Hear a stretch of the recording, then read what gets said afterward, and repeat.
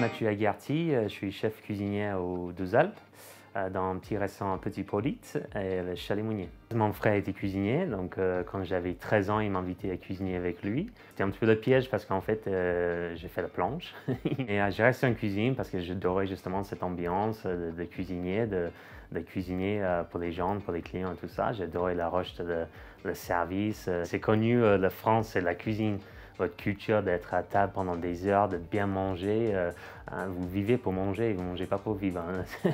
C'est excellent. Je sais pas, c'est quelque chose en moi que j'adorais depuis le début.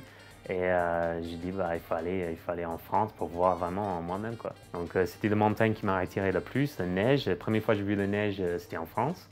Avec mon culture un petit peu surfeur, skater de jeunesse, bah, j'ai acheté une planche et ouais, j'ai fait un petit peu de snow et puis j'ai tombé amoureux de la neige, de la montagne, de la pureté, de la nature, tout ce qu'on voit autour de nous, c'est juste magnifique. Et le calme. Je prends des influences de partout, donc j'ai une influence très forte australien qui est asiatique aussi, de montagnard, de produits naturels, fraîches.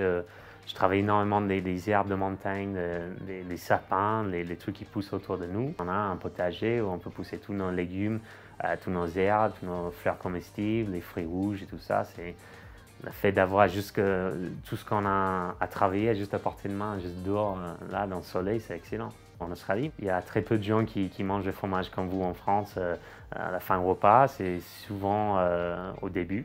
Avec papa, nous, on fait un petit apéro, c'est fromage avec les huîtres. Donc moi, j'ai pas cette culture de dire, bah, tiens, le fromage, ce sera toujours à la fin du repas. Moi, je dis, bah, c'est un produit laitier qui a un goût assez surprenant, particulier. L'idée pour la recette sweet cheese, c'était justement de retravailler un petit peu la culture australienne, anglo-saxon, entre guillemets, avec un cheesecake. J'adore le bleu parce que c'est un caractère très fort. Mais pourquoi pas justement travailler en subtil en dessert.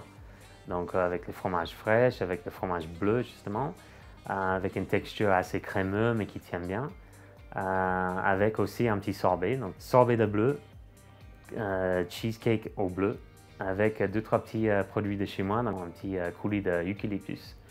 On assaisonne un petit shortbread avec le poivre de Tasmanie.